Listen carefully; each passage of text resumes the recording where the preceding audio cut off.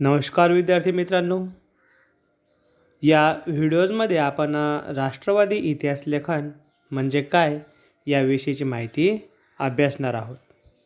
मागच्या व्हिडिओजमध्ये आपण भारतीय इतिहास लेखन, विविध तात्विक प्रणाली यामध्ये वसाहतवादी इतिहास लेखन म्हणजे काय आणि प्राच्यवादी इतिहास लेखन म्हणजे काय याविषयीची सविस्तर माहिती आपण अभ्यासलेली होती. बघा, राष्ट्रवादी इतिहास लेखन 19व्या शतकामध्ये इंग्रजी शिक्षण पद्धतीमध्ये शिकून तयार झालेल्या भारतीय इतिहासकारांच्या लेखनामध्ये भारताच्या प्राचीन वैभवाचा अभिमान आणि भारतीयांची आत्मजाणीव जागृत करण्याकडे असलेला कल दिसतो. वसाहतवादी इतिहास लेखनामध्ये भारतीय इतिहासाला किंवा भारतीय संस्कृतीला गौण लेखल्या गेलं किंवा पूर्वग्रह दूषित इतिहास लेखन केलेलं आपल्याला दिसून येतं.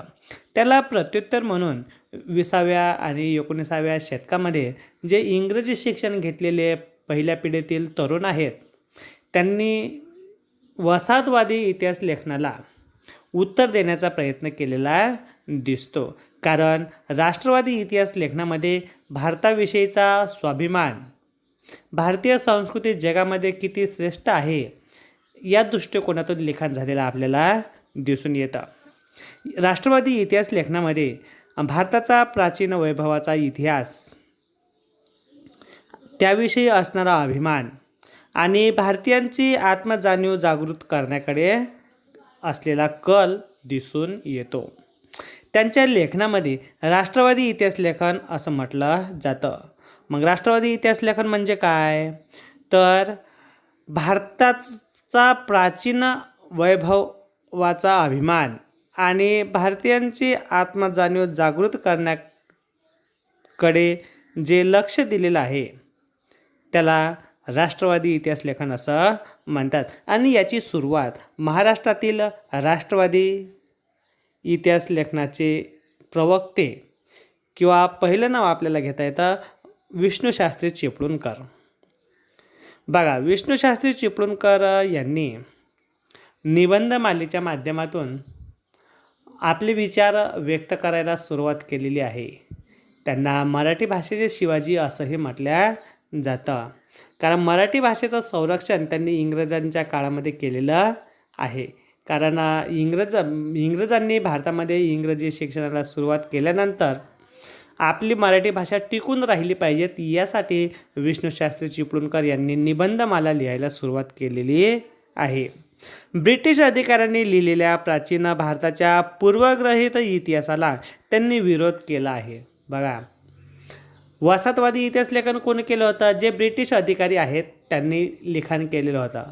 आणि जे ख्रिश्चन धर्माचा प्रसार करणारे लोक होते त्यांनी हे इतिहास लेखन केलेलं आहे. आणि साहजिकच आहे की दोन्ही लोक हे प्रामुख्याने ब्रिटिश होते आणि त्याच्यामुळं ब्रिटिश संस्कृती किती श्रेष्ठ आहे हेच त्यांनी दाखवण्याचा वसाहतवादी इतिहास लेखनामध्ये प्रयत्न केलेला आहे. परंतु त्यांनी जो इतिहास लेखन केलेलं आहे ते चुकीचं आहे आणि त्यांच्या इतिहास लेखनाला विरोध करण्याचं पहिलं कार्य भारतामध्ये विष्णुशास्त्री चिपळूणकर यांनी केलेलं आहे. आणि अशा प्रकारे राष्ट्रवादी लेखन करणाऱ्या इतिहासकारांनी भारताच्या इतिहासातील सुवर्ण काळ शोधण्याचा प्रयत्न केलेला आहे. सुवर्ण काळ म्हणजे काय? की प्रामुख्याने भारतामध्ये भारतीयांची सत्ता, स्थिर आणि चांगली आर्थिक परिस्थिती होती हे सुद्धा त्यांनी इतिहास लेखनाच्या माध्यमातून दाखवण्याचा प्रयत्न केलेला आहे. आणि असे करत असताना प्रसंगी ऐतिहासिक वास्तवाची चिकित्सापूर्वक छाननी करण्याकडे दुर्लक्ष केलेलं आहे असाही आरोप त्यांनी केलेला आहे. म्हणजे वसाहतवादी इतिहास लेखन करत असताना त्यांनी इतिहासाच्या साधनांचा चिकित्सक अभ्यास केला नाही. जे ऐतिहासिक वास्तव आहे त्याची चिकित्सापूर्वक छाननीच केली नाही. आणि चिकित्सापूर्वक छाननी न करता त्यांनी इतिहास लेखन केलेलं आहे अशा प्रकारचा आक्षेप त्यांनी घेतलेला आहे. आणि त्यानंतर राष्ट्रवादी इतिहास लेखनामध्ये दुसरं नाव महादेव गोविंद रानडे यांना मगो रानडे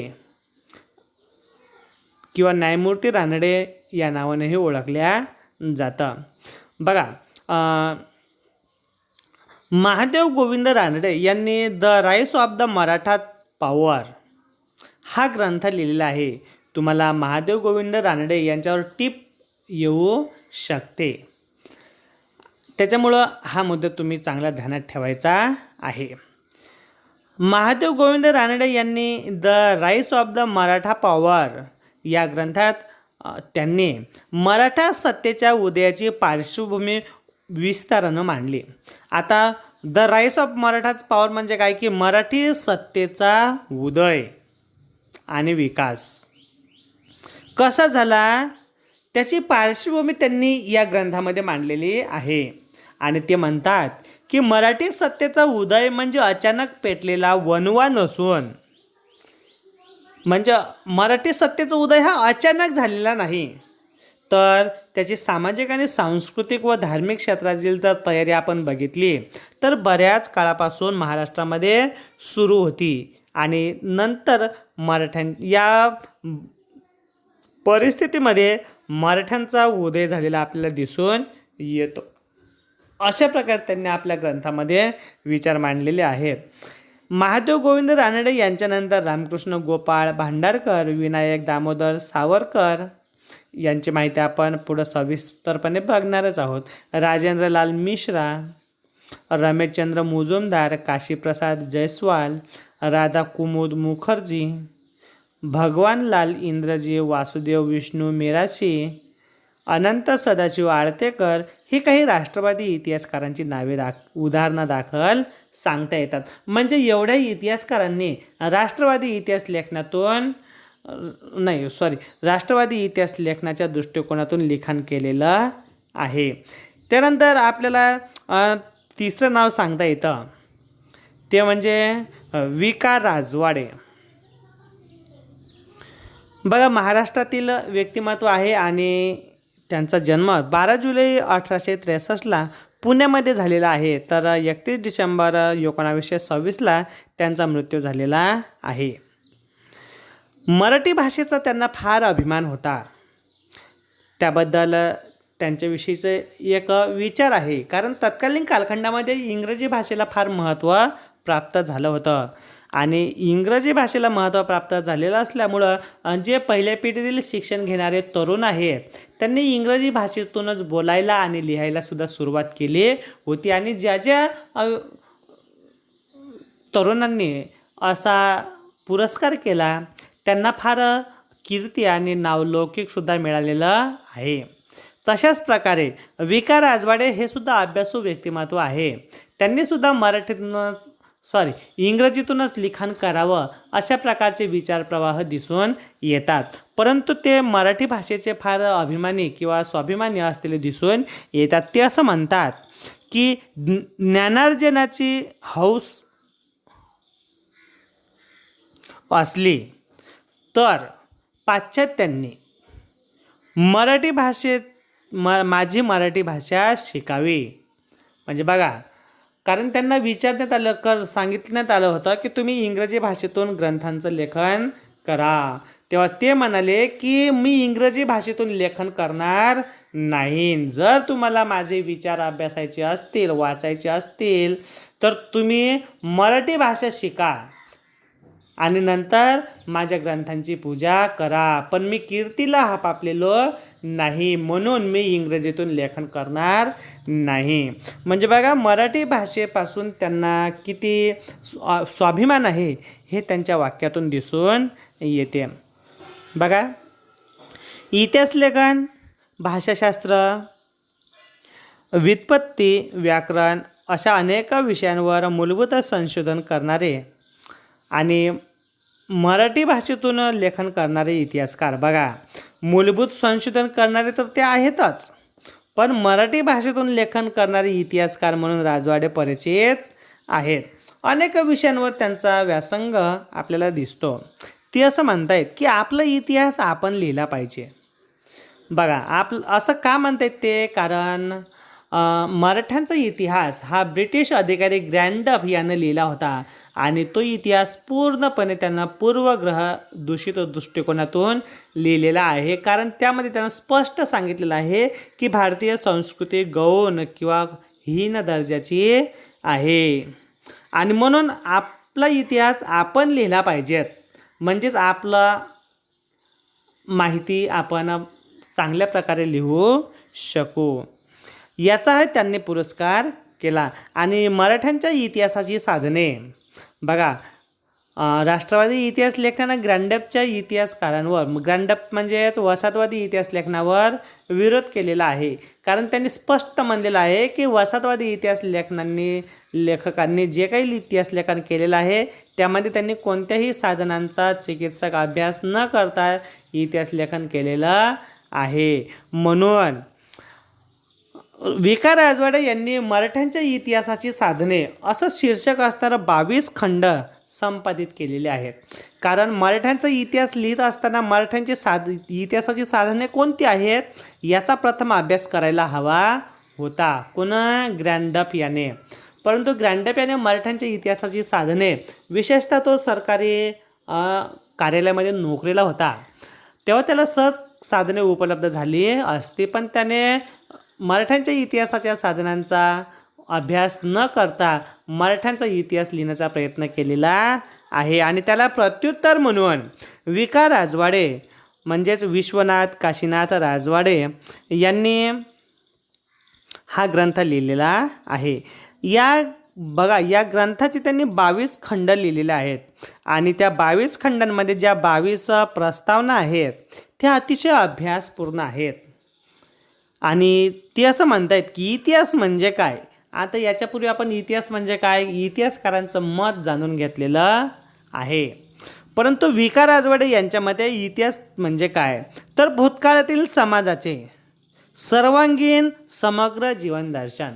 म्हणजे आपण भूतकाळातील मानवाचा अभ्यास करतोच, परंतु तो अभ्यास करत असताना समाजाचं सर्वांगीण म्हणजे सामाजिक, धार्मिक, आर्थिक, सांस्कृतिक, घटनात्मक अशा सर्व घटकांची माहिती इतिहासामध्ये नोंद करायला पाहिजे. असे जर इतिहास लेखन केलं तरच त्यामध्ये समग्र जीवनाचं दर्शन होऊ शकते. आणि ते असं म्हणतायत की केवळ राजकीय घडामोडी, सत्तांतरासाठी कटकारस्थाने आणि युद्धे यांच्याच हकीकती नव्हे.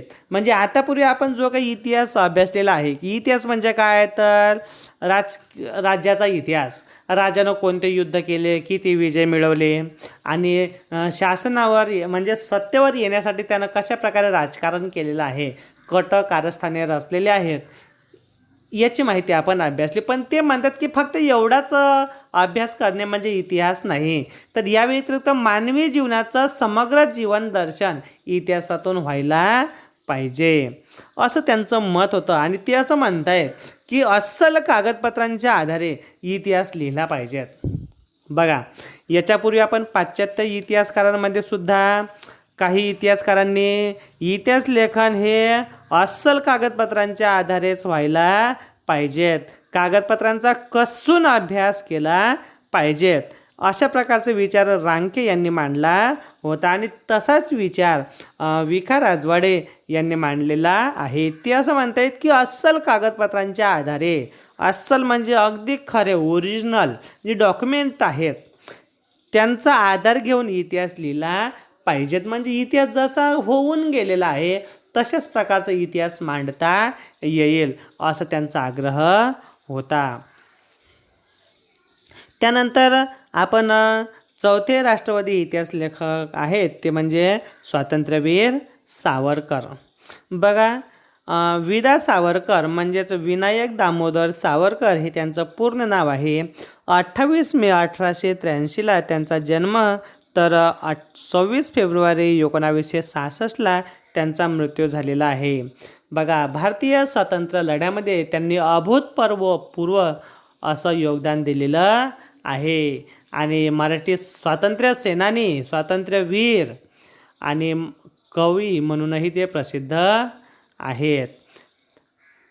यामध्ये त्यांनी जो ग्रंथ लिहिलेला आहे त्या ग्रंथांच्या माध्यमातून भारतीय स्वातंत्र्य चळवळीला प्रेरणा मिळालेली आहे. त्यांनी तो ग्रंथ लिहिला आणि त्या ग्रंथांच्या माध्यमातून अनेक तरुण आपणसुद्धा भारत देशासाठी स्वातंत्र्य मिळवण्यासाठी आपलं योगदान दिलं पाहिजे अशा प्रकारच्या प्रेरणेने स्वतःहून तयार झालेले आहेत. आणि त्यामध्ये स्वातंत्र्यवीर सावरकर यांचं फार मोठं योगदान आहे. ते कशा प्रकारे ते आपण पुढं बघू. भारतीयांनी ब्रिटिशांविरुद्ध दिलेल्या स्वातंत्र्य लढ्याला प्रेरणा देण्यासाठी म्हणजे बघा, भारतीयांनी ब्रिटिशांच्या विरुद्ध स्वातंत्र्य मिळवण्यासाठी अनेक प्रकारचे प्रयत्न केलेले आहेत.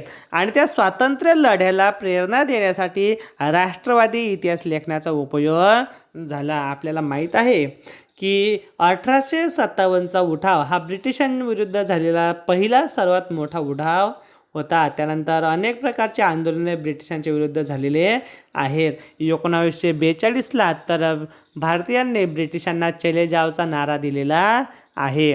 आणि हे काही जेवढं कार्य झालेलं आहे त्यामागे विदा सावरकर यांनी जे लिखाण केलेलं आहे त्यांचंही योगदान याच्यामध्ये आहे. बघा, the Indian war of independence 1857 हा त्यांनी ग्रंथ लिहिलेला आहे. मराठीत या ग्रंथाचं नाव 1857चे स्वातंत्र्य समर असं नाव आहे. बघा, या ग्रंथांचं स्वातंत्र्य लढ्याला प्रेरणा देण्यासाठी फार योगदान आहे. आणि राष्ट्रवादी इतिहास लेखनाच्या प्रभावामुळं प्रादेशिक इतिहासाला लिहिण्याला चालना मिळालेली आहे. म्हणजे आपण आपला छोटा जो प्रदेश आहे तो सुद्धा अतिशय महत्त्वाचा आहे. म्हणून त्याचासुद्धा इतिहास लेखनामध्ये समावेश करायला पाहिजेत. या दृष्टिकोनातून सुद्धा राष्ट्रवादी इतिहास लेखन झालेलं आहे. त्यानंतर दक्षिण भारताच्या भौगोलिक वैशिष्ट्यांकडे आणि इतिहासाकडे इतिहासकारांचे स्वतंत्र लक्षही त्यांनी वेधून घेतलेलं आहे. म्हणजे अशा प्रकारे आपल्याला स्वातंत्र्यवीर सावरकर यांचं स्वातंत्र्य लढ्यामध्ये असणारे योगदान याविषयीची माहिती सांगता येते. पुढच्या तासामध्ये आपण स्वातंत्र्योत्तर काळातील इतिहास लेखन याविषयीची माहिती अभ्यासणार आहोत.